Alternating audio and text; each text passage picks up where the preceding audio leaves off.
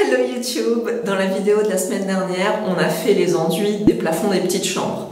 Du coup, cette semaine, dans cette vidéo, on va s'occuper des murs. Dans ces pièces, les murs ils sont restés en stand-by depuis 1 an, puisqu'on avait commencé les enduits avant notre emménagement et qu'on a dû interrompre parce que ces pièces-là, c'est les pièces qui nous ont servi de chambre et de dressing, le temps que notre vraie chambre soit terminée. Dans ma vidéo sur le bilan ratissage de ces pièces, je vous avais expliqué pour chaque mur comment on avait traité le sujet des enduits et ce qu'on avait fait et là où on s'était arrêté et ce qui nous restait à faire sur chaque mur. Mais comme c'était nos tout premiers enduits, il y a de grandes chances que finalement on fasse pas du tout ce qu'on avait prévu.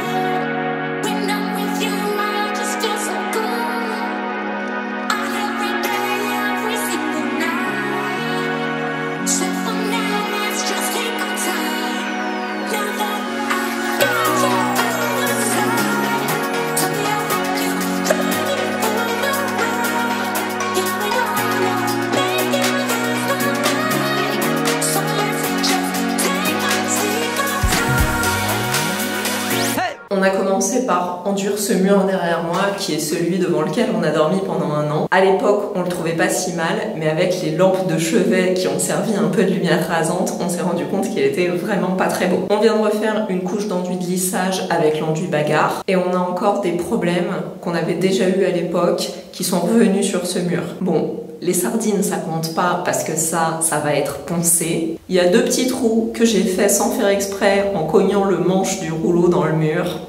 Ça arrive de temps en temps, surtout dans ces pièces où on n'a pas beaucoup de recul parce qu'elles sont assez petites. Mais surtout, on a encore les taches un peu jaunes, marron qui sont ressorties et un petit spot où l'enduit tient vraiment pas bien, où il arrête pas de se décoller. Pour se débarrasser des taches marron qu'on a sur ce mur, on va utiliser notre peinture isolante au ciment. Évidemment, ça aurait été mieux de passer un petit coup de rouleau avant de faire nos enduits, mais on avait espéré que les taches marron ressortiraient pas à travers les différentes couches d'enduit et finalement ça continue à ressortir. Alors c'est léger, hein, on les voit presque plus, il y en a quelques-unes là, il y en a là, je sais même pas si vous arrivez à les voir, et encore quelques-unes de ce côté-là. Et avant de venir mettre notre peinture, Stéphane a pris le temps de poncer intégralement ce mur parce que la peinture, ça fait comme quand on met notre sous-couche. Une fois que l'enduit est recouvert, c'est vraiment difficile à poncer. Avec ce type de peinture, il faut vraiment faire attention qu'il n'y ait pas du tout de traces, d'irrégularités, de surépaisseur qui restent à l'application parce que tout ce qui reste en surépaisseur, c'est impossible à poncer après. Je sais que j'insiste vraiment sur ce point, mais c'est important parce que c'est pas difficile mais faisable, c'est vraiment impossible. Cette peinture-là, c'est comme poncer du béton avec une ponceuse normale. Bon bah, vous savez, on a essayé, on n'y arrive pas. Et je vous disais, c'est mieux de le faire avant l'enduit parce que ça fait vraiment des petites marques sur le mur, même avec l'application, avec un rouleau mousse comme ça, on a quand même les légères irrégularités de traces du rouleau et nous c'est ce qu'on veut éviter. Donc quand c'est sous l'enduit, bah, c'est recouvert par l'enduit donc ça se voit plus. Et si vous venez faire votre peinture juste derrière, et bah, vous allez voir ces marques. Alors si vous faites la peinture au rouleau, c'est pas grave, mais à l'airless, et ben ça continue d'apparaître après la peinture.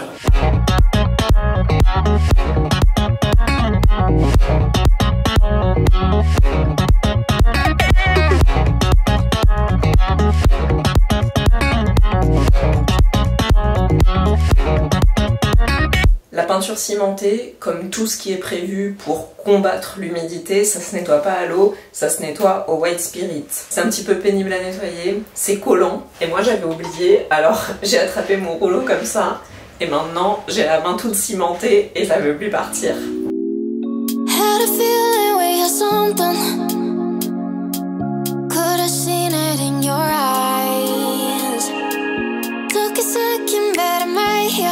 Waiting for you with open arms. How about you coming closer? We can do my place. Maybe we can try meeting up by 7. You'll be saying over, so it's guaranteed. I'll be forever thinking more about you and me. Bon bah ce qui devait arriver arriva. Donc on est en train de décoller la petite partie qui était qui n'avait pas adhéré au mur. Franchement, ça fait trop mal au cœur parce que ce mur-là, il était quasiment fini. C'est le mur sur lequel j'ai mis ma peinture cimentée là en bas. Et voilà, on a un gros trou au milieu. Moi, je pense que si tu grattes, en fait, tout ce que tu grattes, ça va s'enlever, non? Potentiellement, si tu grattes partout, on peut arriver à enlever tout le mur et à devoir tout refaire. Il y a des endroits qui se décollent plus. Ça s'approche. Mais oui, effectivement. En fait, ce mur-là, c'est celui sur lequel, c'est un des tout premiers qu'on a fait, et c'est celui sur lequel on avait enduit directement à l'enduit de lissage Leroy Merlin. Et on n'aurait pas dû. On aurait dû enduire la première couche au garnissant, ou même mieux à l'enduit, au mélange qu'on a fait, là, garnissant plus colle à carotte plate, pour vraiment avoir une bonne adhérence au niveau du vieux mur. Parce que là, oh my god. Ah, j'ai envie de pleurer. Ah ouais, bah je sais, déjà dès le début, il n'y avait rien qui tenait. Quelle tristesse. Bon, au moins, ça permet de voir la différence entre nos anciens murs. Ah, mais il est poudreux, c'est pour ça. On va mettre du ripolin. Donc ça permet de voir la différence entre nos anciens murs et nos murs neufs, réenduits, tout beau, tout lisse. Et aussi l'épaisseur de la couche d'enduit qu'on met. Alors c'est pas en une seule couche, hein, mais du coup tout ça c'est l'épaisseur des couches successives d'enduit qu'on a rajoutées.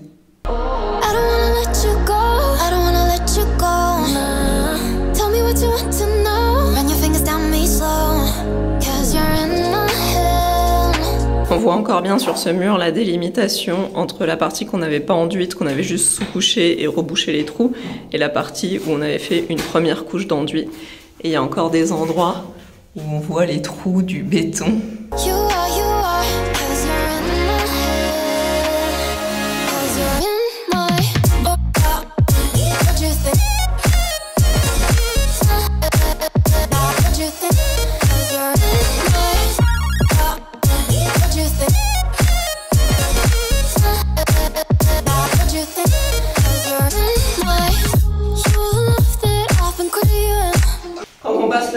C'est là où on voit les irrégularités du mur.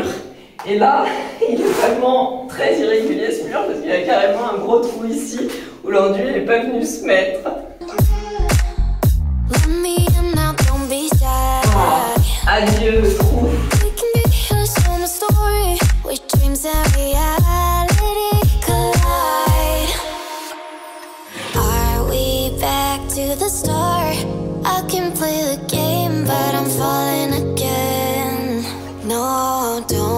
Il est plus dur cet enduit que le bagarre, hein. Ça fait plus mal au bras. Il faut vraiment essayer en roulotant de déposer assez de matière. En fait, tous les endroits où ça fait vraiment du gros relief, là c'est bien, parce que comme le mur est très irrégulier, bah, ça va permettre de compenser les irrégularités et que l'ensemble soit au même niveau. Alors que quand on roulotte un peu trop, enfin qu'on aplatit un peu trop l'enduit, ça fait des endroits où il y a des tout petits poils comme ici. Et clairement ici, bah, on sait qu'il n'y aura pas assez d'enduit et qu'on va devoir en remettre parce que sinon, au moment où Stephen va lisser, bah, ça va faire des trous dans l'enduit. Et là, on voit parfaitement ce que j'étais en train de vous dire. Que tous les endroits où il lisse et il n'y a pas assez de matière, bah, on voit toujours les poils du rouleau au niveau de l'enduit.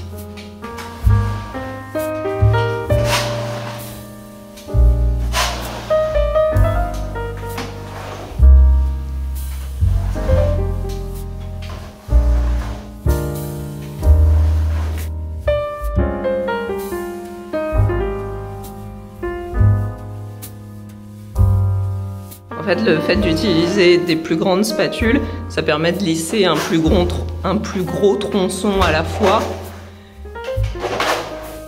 Et du coup, bah, ça fait moins de petites sardines et de petites marques sur l'enduit.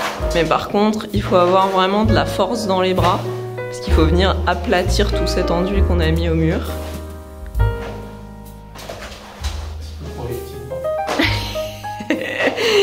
C'est pas pour les petits bras, il dit. Mais je me sens pas du tout visée, hein.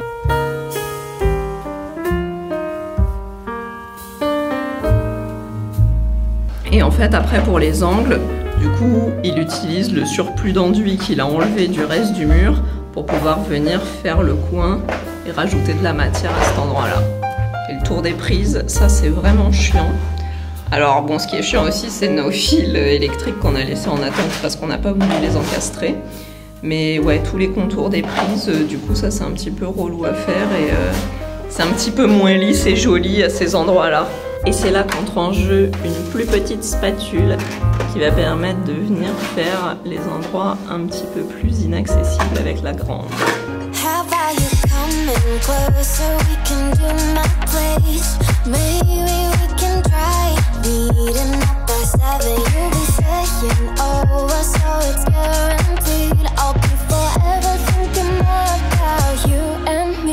Faut prendre le temps de nettoyer les spatules à chaque fois, parce que sinon tous les petits bouts d'enduit qui sèchent, qui restent sur la spatule, et ben ça vient se mettre dans l'enduit tout frais quand on est en train de lisser, et puis ça fait des petites rayures et tout ça, donc c'est pas le but.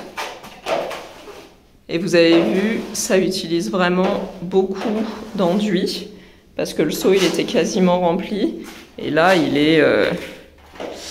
mais il reste plus que le fond quoi. Et on a fait juste ce mur-là. C'est que cette taille-là, on a moins de mal à maîtriser la force qu'on met. Contrairement à la 60, du coup tu peux vraiment passer où tu veux, mettre la force. Voilà. Un peu où tu veux. Voilà. Et par contre, ça fait plus de petites traces à chaque fois au bout de la spatule parce que comme elle est plus courte, bah en fait ça fait des petites sardines.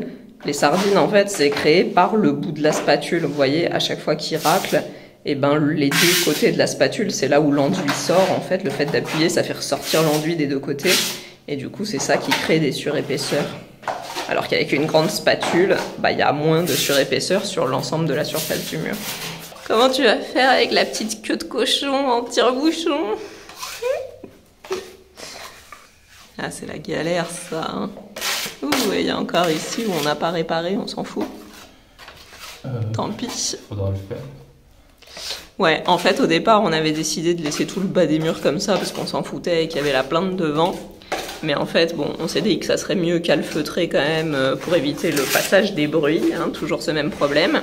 Donc on a comblé avec du MAP le bas des murs et surtout ce qu'on n'avait pas pensé c'est que nos plinthes, il faut les coller quand même au bas du mur et si on laissait les trous comme ça, et ben on n'avait rien contre quoi venir faire appuyer la plinthe et du coup contre quoi venir la coller. Et quand elle est collée que en haut, sur la partie haute de la plinthe et pas sur la partie basse, et ben du coup elle est un peu bancale. Donc maintenant on est un peu plus regardant sur le bas des murs aussi.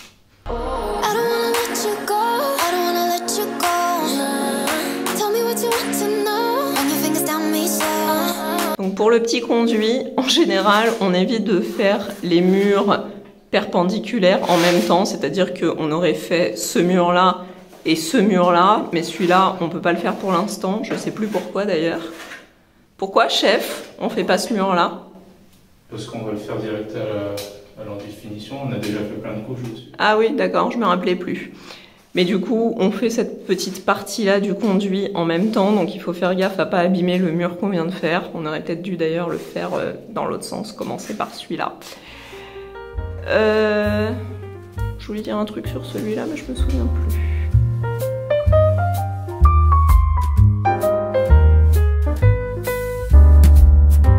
Prochaine étape, ce mur-là qu'on va faire à l'enduit de finition et le mur de la verrière qu'on va aussi faire à l'enduit de finition.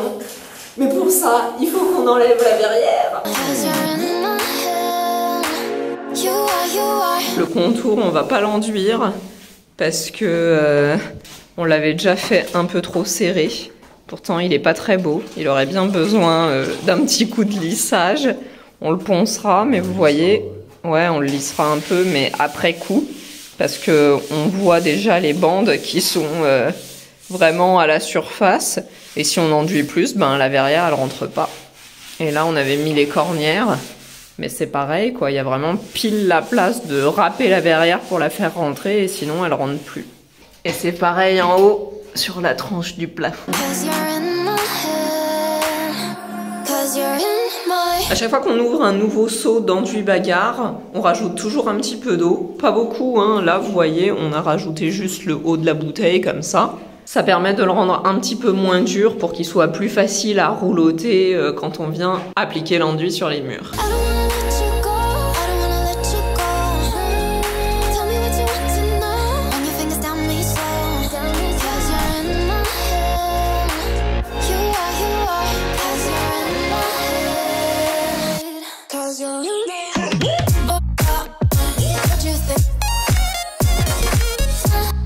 On a fait le haut, on va pas faire le bas tout de suite, parce que comme on vient de faire ce mur-là, je vous disais 1 sur 2, on évite de faire les murs perpendiculaires, parce que sinon ça vient abîmer l'enduit qu'on vient de faire.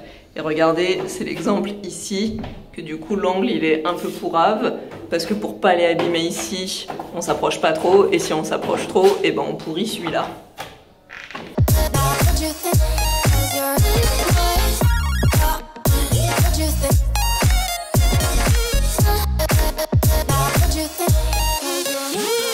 Bon bah on brave les dangers hein, parce que là il y a des chances que la verrière elle rentre plus après ça. Par contre c'est beaucoup plus beau.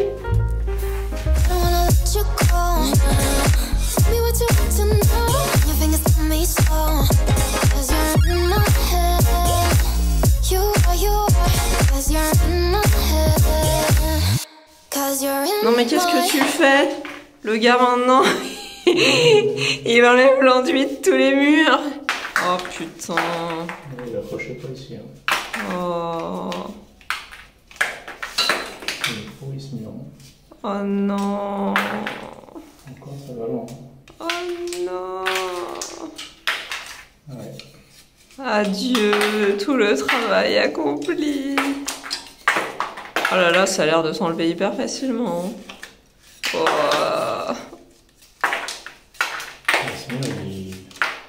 Oh non, oh non. On aurait dû le ripolliniser en entier. On savait pas. On était des newbies. Bah, il était micro-poreux. Oh non. Ouais bah oui. Ah bah oui, je le vois. Il y a carrément de la poussière qui sort du mur. Oh non. Ah, c'est énorme en plus, ça fait toute ma main. On l'a pas sous-couché ou quoi? Bah si, on a tout sous-couché, mais bon, celle la sous-couche elle tient pas non plus quand c'est poussiéreux comme ça. C'est pour ça qu'il faut utiliser une bonne sous-couche. Ah ouais. Bah on pouvait pas savoir. Personne nous l'avait dit. À ce moment-là, non. Oh là là, oh là là. En vrai, on dirait qu'il kiffe le mec faire ça, niquer tout son travail.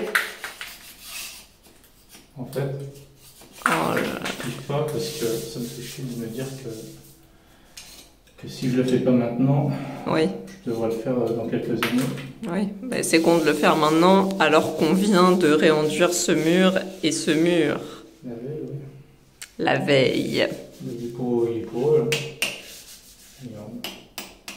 Ah ben là, faudrait carrément enlever le mur. Maintenant, la vraie question, c'est de savoir où se cache le ripolin. Trouvé! Bon, par contre, on dirait qu'il y en a presque plus.